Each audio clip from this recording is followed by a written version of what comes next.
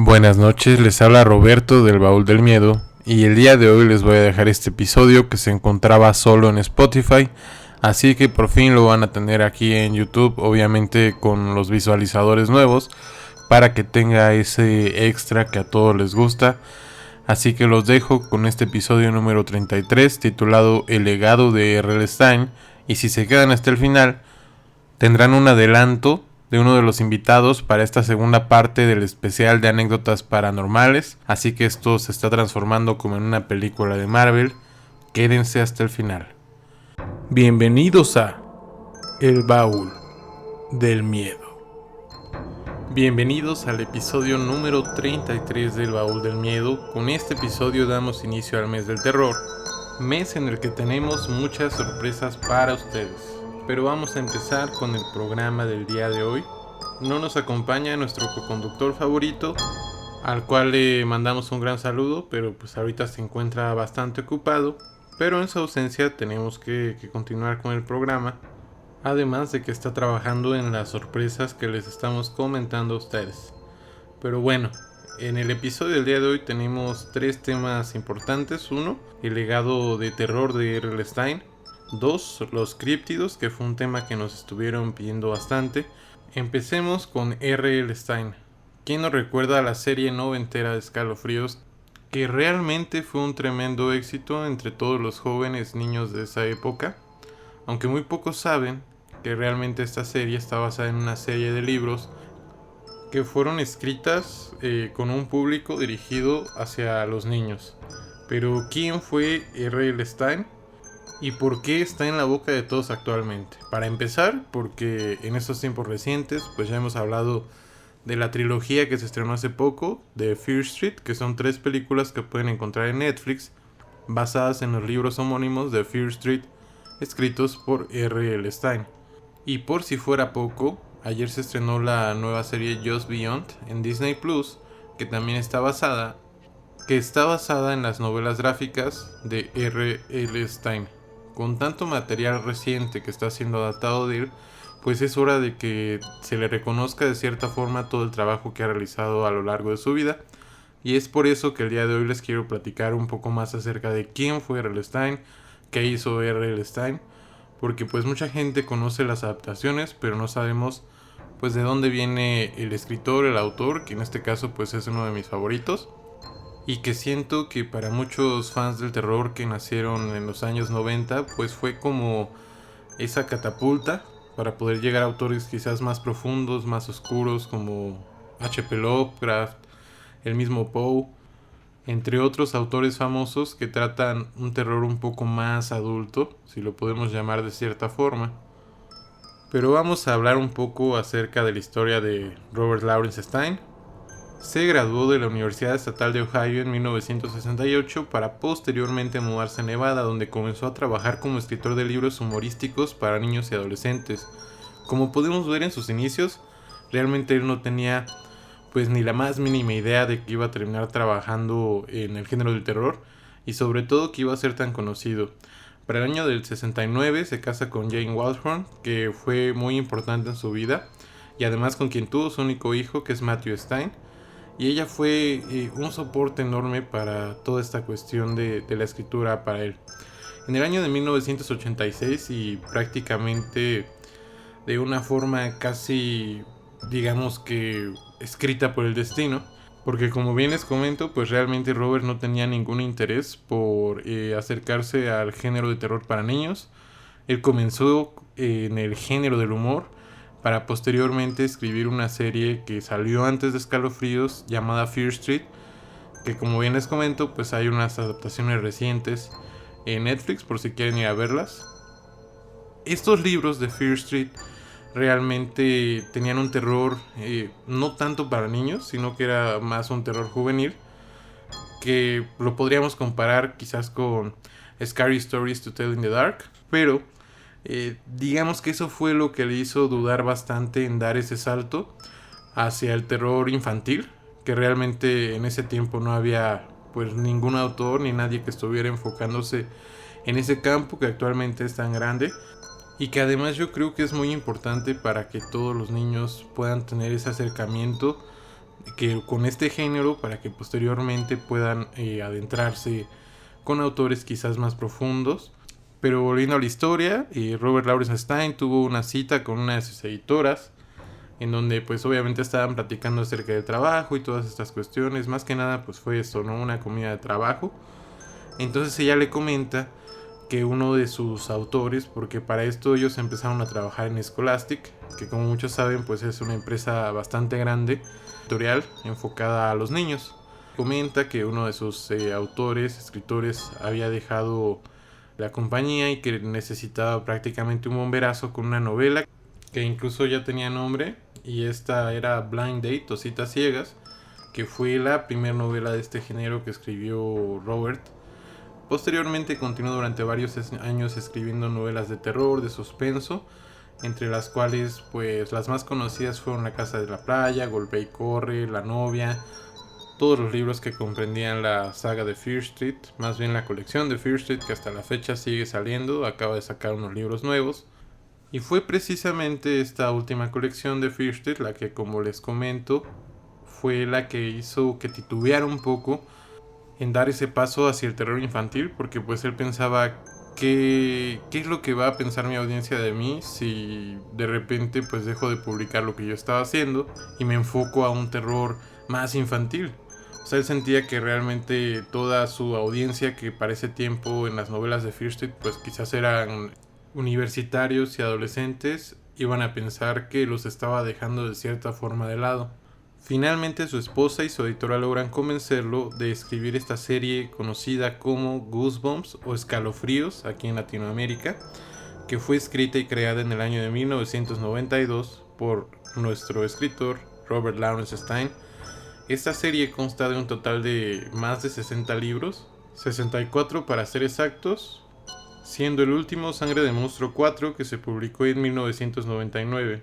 Aunque en Hispanoamérica podemos considerar que en algunos lugares no se terminaron de editar o de imprimir pues todos los libros. Pero si con Citas Ciegas, su primer novela, había conseguido un bestseller, con la reciente creación y salida a la venta de toda esta serie de libros, Goosebumps, que como les digo estaba enfocada en una audiencia infantil, pero Robert no sabía lo que le esperaba. A pesar de que los primeros meses las ventas fueron muy bajas, a finales de ese año, 1992, la serie explotó como pólvora, llegando a vender más de 300 millones de copias alrededor de todo el mundo, y eso sin contar pues las innumerables novelas, libros que tiene escritos Robert. Pero indudablemente Escalofríos fue la que lo catapultó a la fama, y que como una fiebre se fue expandiendo alrededor de todo el mundo, porque pues hubo un gran frenesí en Estados Unidos. Realmente había Goosebumps en todos lados.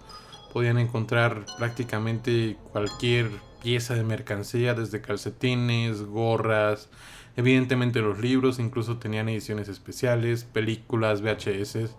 O sea, realmente fue un hito enorme. Y qué padre, ¿no? Que hubiera logrado hacerlo en un ámbito tan complejo a veces que es la literatura. Incluso se le llega a comparar a Robert con el Stephen King para niños, por sus grandes ventas y por el éxito que logró. Pero esto solo era el comienzo. La serie de libros tuvo su adaptación, que fue llevada a la pantalla chica por Fox Kids, que es un canal de televisión que espero que muchos recuerden, que probablemente fue la infancia de muchos por aquí, y que fue la cadena interesada en llevar a la vida a todas estas historias que nos contó Stein en cada uno de sus libros. Esta serie de televisión fue filmada en Canadá del año 1995 al año 1998 y cuenta con 74 episodios. Lamentablemente en México pues no podemos encontrarla en ningún servicio de streaming. Antes estaba en Netflix la primera temporada solamente, pero pues para quienes vivan en Canadá o en Estados Unidos pueden encontrarla completa en Netflix. Entonces pues les recomiendo que vayan a verla si quieren recordar un poquito de qué va la serie. Como un dato curioso, el primer libro en ser adaptado no fue el número 1, sino fue el de La Máscara Maldita, que es por mucho uno de los mejores cuentos escritos por Robert. Lo interesante de este especial es que fue presentado por otra de las grandes figuras del terror en cuanto a la televisión, que es el guardián de los cuentos de la cripta, Claro que esta presentación pues solo la pudieron ver si vivían en Estados Unidos, pero pues pueden dirigirse a YouTube para encontrar los videos que prueban toda esta cuestión. Pero lamentablemente después de 74 capítulos la serie fue cancelada, así como la colección de libros que, como bien les digo, terminó en 64 libros publicados. Y parecía que el nuevo milenio era el fin para Robert Lawrence Stein y para sus cuentos, pero este no era el fin de Stein, a pesar de que se concluyó con la colección de libros normal, que era Goosebumps. Posteriormente se sacaron ediciones especiales o colecciones especiales, como era En busca de tus pesadillas, todas las ediciones monstruo que se sacaron de sus libros, Escalofríos Series 2000, que fue la que concluyó definitivamente con toda esta primera parte, podríamos llamarle, de la historia de Escalofríos, ya que en enero del año 2000 fue publicado el último de estos, llamado Ghost in the Mirror, y fue cuando, debido a problemas con la editorial, ya que el contrato de Robert se había acabado y habían unas cuestiones en las que no querían progresar ninguna de las dos partes para volver a renovar el contrato. Así que desde este año 2000 fue la última vez que tuvimos noticias, hasta el 2008, en el que se prepara una adaptación más de los libros de R.L. Stein, sobre todo de la colección de Goosebumps, Escalofríos, que fue Welcome to Horrorland, que toma lugar en uno de los lugares más reconocidos de toda la serie de Escalofríos, que para quienes hayan leído el libro o visto el capítulo de Bienvenidos a Horrorlandia, es uno de los más populares dentro de toda la cosmovisión de Robert, y que sobre todo ayudó bastante para que el nombre de Goosebumps, de Escalofríos, se volviera a posicionar dentro de las compañías, que fuera un nombre atractivo para invertir. De esta colección de Horrorland fueron 19 libros, más los Hall of Horrors, que fueron, si no mal recuerdo, fueron 6 libros de esta colección, que lo ayudaron bastante para poder retomar ese interés que necesitaban los libros si querían volver, digamos, que al estrellato.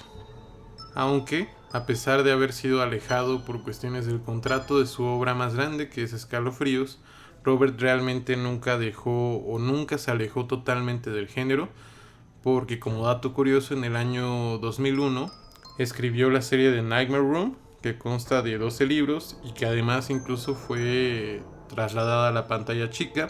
En Latinoamérica fue transmitida por la cadena Boomerang. Realmente es complicado encontrar los capítulos de esta serie, pueden verlos por YouTube, pero no tienen muy buena calidad. Y posteriormente, en el año 2010, apoyado por todas estas publicaciones de Goosebumps Horrorland, que fueron publicados en el año 2008, para el año 2010 consigue que otro de sus cuentos sea adaptado a la pantalla chica. Esta serie constó de 4 temporadas, con un total de 76 episodios, pero particularmente siento que se aleja un poco de ese terror infantil, lo que hace que la serie sea aún más disfrutable. Así que si tienen la oportunidad, pues pueden encontrarla en Amazon Prime. Me parece que una temporada está en Netflix, pero bueno, digamos que esa sí está disponible para que la puedan encontrar en streaming. Ahora continuamos con el tiempo y nos vamos hacia el año 2015, que es el año en el que estrena la primera película de Goosebumps en la pantalla grande, que cuenta con Jack Black como protagonista y que además interpreta al mismísimo R.L. Stein. No esperen una película de terror súper compleja, porque, como lo vengo diciendo desde que empezamos el programa, realmente el terror que escribe Stein es un terror para niños, un terror juvenil, así que no esperemos nada fuera del otro mundo, pero es una película bastante divertida. En el año 2018 sale su secuela, que a mi gusto pues no fue tan divertida e interesante como la primera, pero con su estreno nos dejó ver que la marca Goosebumps y sobre todo las historias de R.L. Stein seguían siendo un gran semillero de adaptaciones. Tan es así que llegamos al año 2021, en donde salieron las 3 películas de Fear Street, que les recomiendo bastante porque ahí ya no es un terror infantil, sino ya se va a un terror más para universitarios, quizás, si lo podemos llamar de alguna manera, porque la gran diferencia que tiene Fear Street y Escalofríos es que en Fear Street podemos encontrar asesinatos, podemos encontrar asesinos, y en Escalofríos, como están totalmente escritos para niños, pues digamos que el terror es un poco más fantástico, no encontramos muertes, no encontramos nada que de alguna manera pueda vulnerar. O sea, como él bien lo dice, yo no quiero que un niño se traume, ¿no? O sea, realmente yo quiero que se divierta, que se espante, pero que no quede perturbado. A diferencia de Fear Street, en donde ya nos vamos con lectores que sí no hay problema, ¿no? O sea, puedes asustarlos totalmente con otras cuestiones que no sean tan fantasiosas. Y en este mismo año 2021 también se estrena la adaptación de ahora una de las novelas gráficas que está escribiendo R.L. Stine, Just Beyond, que es una serie que consta de 8 capítulos que ya está disponible en Disney Plus y que posteriormente, cuando termine de ver los 8 capítulos, les voy a hablar un poco acerca de lo que me pareció. Para mí es muy prometedora y sobre todo pues me gusta que se le esté dando la atención y de cierta manera el homenaje, el interés que merece este gran escritor que es R.L. Stine, que logró conmover a miles de niños en todo el mundo, de interesarlos a la lectura, de llevarlos, como les digo, a otros autores quizás más profundos. Para mí en lo particular representó bastante porque fue de los primeros autores de terror que conocí y que me ayudó para poder llegar a H.P. Lovecraft, que como bien saben es mi autor favorito del género de terror. Pero ¿qué fue lo que hizo tan exitosa su serie, sobre todo el caso de Escalofríos? Para empezar, yo creo que una de las cosas que más llamaba la atención a los niños eran las portadas, que eran dibujadas por Tim Jacobus, que es un ilustrador bastante bueno y del que pueden encontrar mucho de su trabajo en la web, pero sobre todo que logró identificarse con los miedos que tenían los niños. Él incluso comenta en un video que está muy interesante, luego se los dejo por ahí el link en internet, que todas las experiencias que él tuvo de niño, porque él comenta que era un niño muy tímido, que incluso casi no salía de su casa. Él a muy corta edad encontró una máquina de escribir en el ático de la casa de sus padres, que fue la que realmente lo impulsó a escribir todo el tiempo. Incluso sus padres se quejaban con él, le decían por favor hijo, sal tantito a que te dé el aire, pero pues a él le encantaba escribir todo el día, sobre todo por la personalidad que tenía, ya que era alguien muy retraído, muy tímido, pero todo esto le ayudó para poder de alguna manera empatizar con los niños, ya que él siempre fue un niño bastante miedoso. Entonces de alguna manera él comenta que eso le ayudó para poder entender cómo asustarlos. Con esto concluimos la primera parte del programa, nos vamos a unos pequeños comerciales y regresamos para hablar de los críptidos. ¿Qué son los críptidos? Descúbrelo al regresar del corte. Recuerden que pueden seguirnos en todas nuestras plataformas. Estamos en Facebook como El Baúl del Miedo y en YouTube como El Baúl del Miedo Investigación Paranormal. También tenemos un correo de contacto que es elbauldelmiedoinvestigacion@gmail.com, en donde ustedes pueden mandarnos sus anécdotas, fotos o cualquier cosa que quieran que pasemos aquí en El Baúl del Miedo. Regresamos de esta pequeña pausa y ahora vámonos con el segundo tema de la noche, que es uno que me estuvieron pidiendo, que nos han estado pidiendo ya desde hace bastante tiempo, y es el de los críptidos. Pero para entender qué son los críptidos necesitamos saber acerca de la criptozoología, que es el estudio de los animales ocultos o desconocidos, que normalmente nosotros solemos conocer como monstruos. Entonces los críptidos pues son especies animales que se mantienen ajenas a la ciencia. Entonces el objetivo de la búsqueda de los criptozoólogos son todas estas criaturas desconocidas, quizás consideradas como extintas, pero que están presentes en la mitología, en el folclore, en leyendas, en el imaginario de las personas, porque las criaturas mitológicas han fascinado a la humanidad desde el origen de los tiempos. Estos mitos y leyendas han sido transmitidos de generación en generación, así que podemos encontrar historias realmente bastante viejas, y es por eso que les voy a dar un listado acerca de los monstruos más famosos que podemos encontrar en diferentes partes del mundo. Empezamos con Estados Unidos, y es que ellos cuentan con una de las historias más conocidas a nivel mundial, que es la de Sasquatch, también conocido como Pie Grande, que es un humanoide peludo que habita en el bosque, que ha estado eludiendo su captura desde hace más de 2 siglos. Se dice incluso que además de los criptozoólogos, también el FBI lo ha llegado a buscar. Por si quieren ir a buscarlo, se dice que suele verse en bosques a elevadas altitudes, principalmente en la región del noroeste del Pacífico, en América del Norte. Sin embargo, se han dado avistamientos de criaturas similares de alguna forma, ocurriendo en Florida, Arkansas, Luisiana o Carolina del Norte. Ahora nos vamos hacia Canadá, en donde la criatura mitológica más famosa o popular en estos lugares es la de Wendigo, quien es un espíritu maligno del folclore de las tribus Algonquin, que fue de las primeras naciones con sede en los bosques del norte de Nueva Escocia, que es la costa este de Canadá, y la región de los Grandes Lagos de Canadá. Este ser es representado como un espíritu monstruoso y malévolo que tiene algunas características de ser humano, también unas espirituales, y que se dice que ha poseído a un ser humano que ha transformado en un Wendigo como él.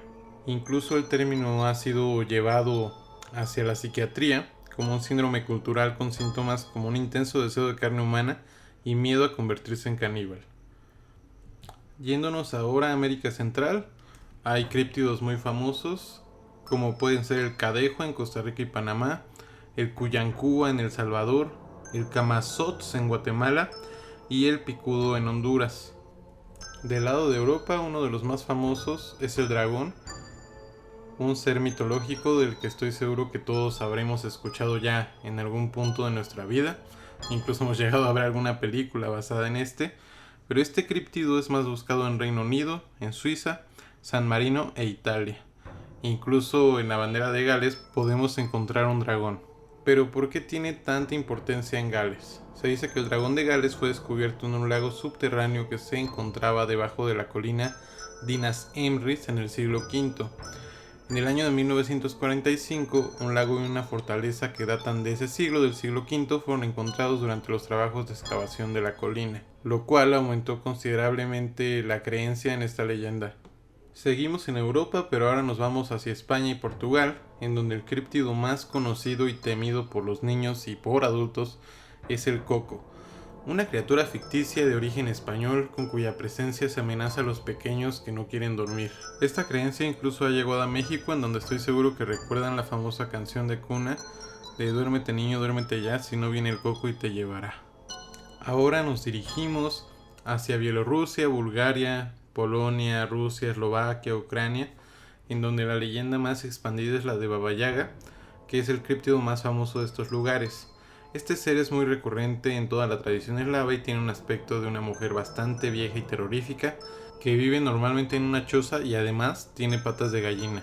Hay otras criaturas que voy a mencionar de rápido para que ustedes puedan saber cuál es su lugar de origen, de dónde provienen.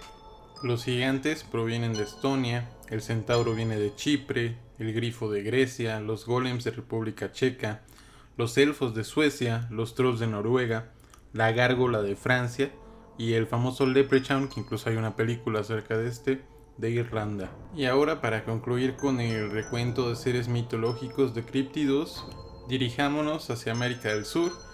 Vamos específicamente a Colombia, en donde una de las criaturas mitológicas más conocidas es la tunda. Se trata de una bruja que tiene el poder de transformarse en el objeto que tú desees, obvio antes de chuparte la sangre. Las víctimas más comunes de esta bruja se dice que son los hombres infieles o los niños traviesos, a quienes ésta trae cambiando de forma para parecerse ya sea a la madre o a la amante. Ahora, la única manera de poder detectarla o de poder salvarte de estas apariciones es revisar sus piernas, en donde se dice que una de estas ha sido reemplazada por una cuchara de madera.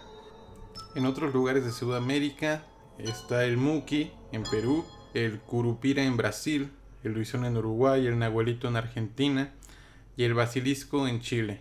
Ahora, para poder terminar con este tema y pasar con una anécdota paranormal que estoy seguro que los dejará con los pelos de punta, vamos con nuestra última criatura mitológica de la noche, que estoy seguro que todos en el auditorio la conocen, y es el chupacabras. Un dato curioso, realmente no tiene su origen en México, sino que la primera aparición de este mito tiene su origen en Puerto Rico en el año de 1995.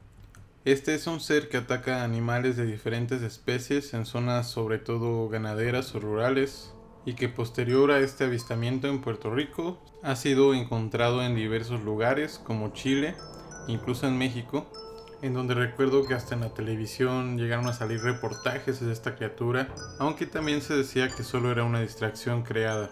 Posteriormente haré un episodio dedicado especialmente a los críptidos mexicanos, así que no se desesperen, pronto sabremos más de estas criaturas. Ahora, antes de irnos con la anécdota paranormal que nos mandaron y que es con la que concluiremos el programa, quiero agradecer a todas y todos nuestros podcast escuchas que siempre han estado ahí apoyándonos.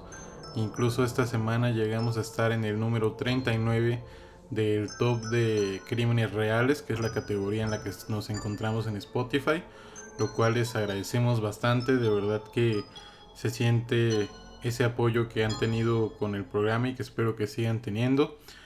Les tenemos muchas sorpresas para este mes del terror que estoy seguro que les van a gustar bastante. Les encargo mucho que vayan a la página de Facebook, que nos sigan. Nos pueden encontrar como El Baúl del Miedo, en YouTube como El Baúl del Miedo Investigación Paranormal.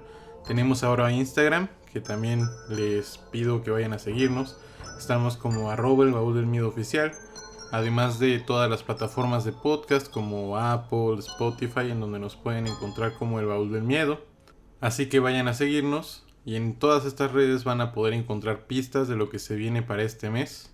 Los dejo con esta anécdota que habla acerca del estudio del Vado Todol, que es el libro tibetano de los muertos, en donde esta persona nos dice que vivió una experiencia igual a como se dice en este libro al ingerir DMT. Buenas noches y vamos con la anécdota. Mira, bro, la cosa estuvo así, güey. Hace 3 años, güey, ya casi 3 años, 2 años y tantitos meses, güey, 10 meses, yo ingerí una sustancia conocida como ayahuasca, güey. Es una sustancia, un enteógeno, que segrega una sustancia conocida como dimetiltriptamina, güey, o DMT. Eh, Cosa como la molécula de Dios, o la molécula espiritual, perdón, porque se dice que es la sustancia que segrega el cuerpo antes de morir. Pues se cuenta de que yo tuve preparación para tomar esa madre, güey. Tuve abstinencia sexual durante varios días. Yo practicaba MMA de Muay Thai en ese tiempo y tuve que dejarlo de practicar en varios días porque tuve que evitar todo tipo de acto violento. Tuve que evitar también ver actos violentos. No podía siquiera jugar videojuegos porque debías evitar todo ese tipo de cosas. Eh, ¿Cuántos? Creo que 3, 4 veces estuve sin ingerir carne. Y el día del evento me fui en ayunas, güey. Todo ese día yo no comí nada. Entonces se cuenta de que pasó lo siguiente. El día de hoy estaba estudiando justo el Bardo Todol, güey. Ese libro tibetano de los muertos, güey. Pagué un curso, güey, de Drepul Losing, de budismo tibetano, güey. De la tradición Gelug, del Dalai Lama. Son 6 escuelas y esa es una de tantas. Y haz de cuenta que yo lo estaba estudiando y todo con un geisha. Y me estaba sacando de pedo porque todo lo que dice el bardo todo el güey cuando una persona muere, a mí me pasó cuando yo ingerí la ayahuasca, güey. Exactamente igual. Y es que me explicó Cuando yo fui al evento, nos recibió una chamana de ascendencia maya, que era, este... Ya venía pues de tradición, ya su abuelo y creo que su bisabuelo también ya habían sido curanderos de ayahuasca, ya venía pues de muchísimo tiempo, y su esposo era un colombiano que también de mucha tradición, de mucho tiempo, perdón. Pues se da cuenta de que ella nos dijo que cuando nosotros ingeremos esa sustancia íbamos a estar en un estado muy parecido a lo que era la muerte, güey.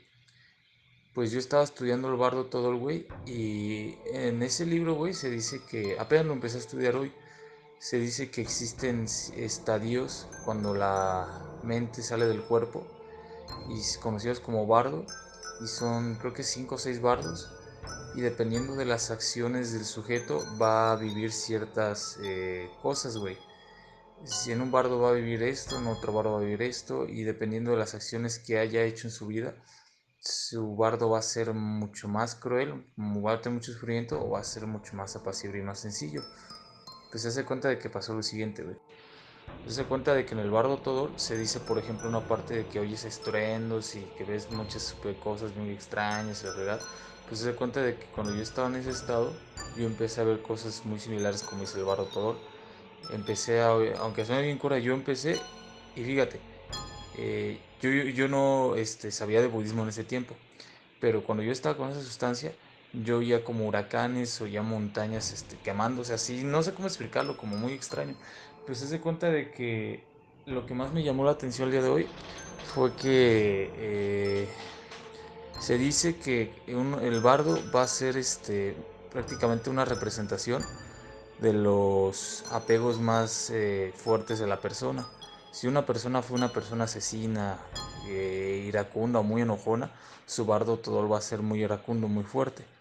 Pues se da cuenta de que cuando yo estuve en ese estado, que la chamana nos explicó que era similar a la muerte, yo tuve ciertas manifestaciones de, si lo quiero así, de entidades que tenían que ver con apegos míos, precisamente como lo que te dije, una persona muy enojona. Yo no tengo afortunadamente ese problema, pero sí tengo otras cosas que después del viaje me di cuenta pues que eran cosas mías.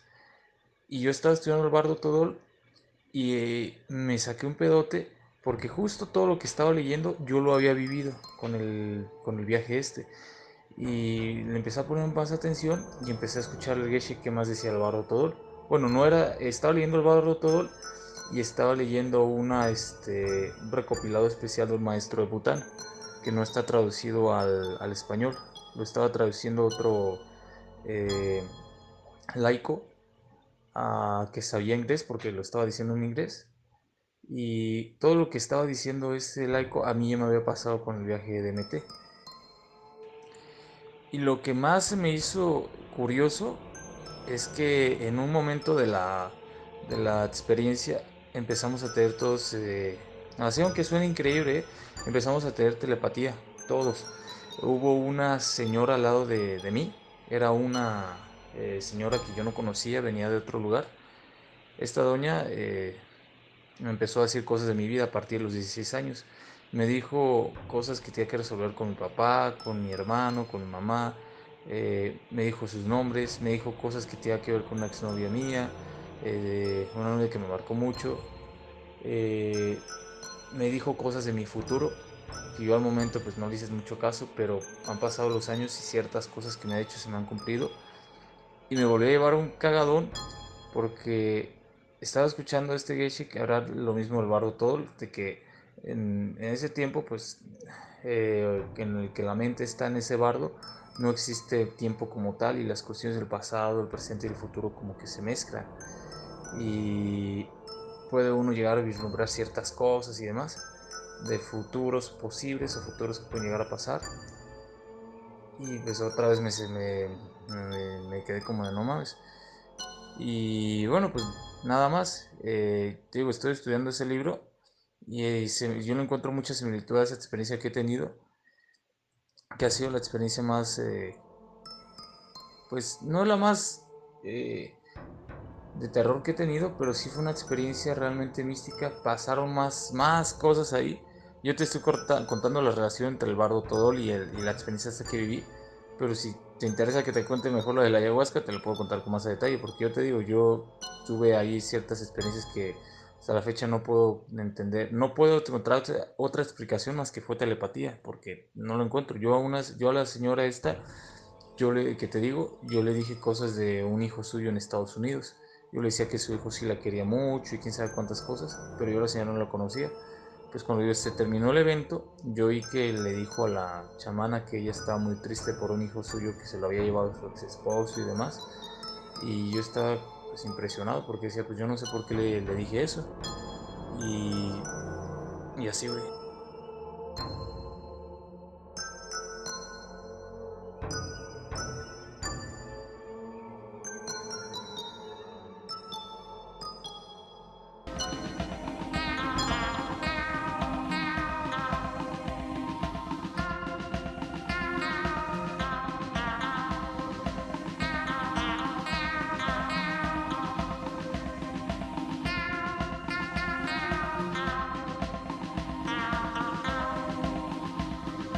Este es el baúl del miedo, donde encontrarás misterios, anunnakis reptilianos, masones illuminatis y muchas cosas más.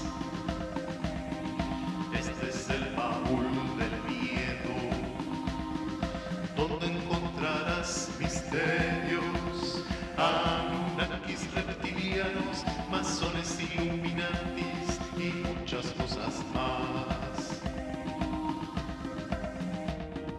Ven a disfrutar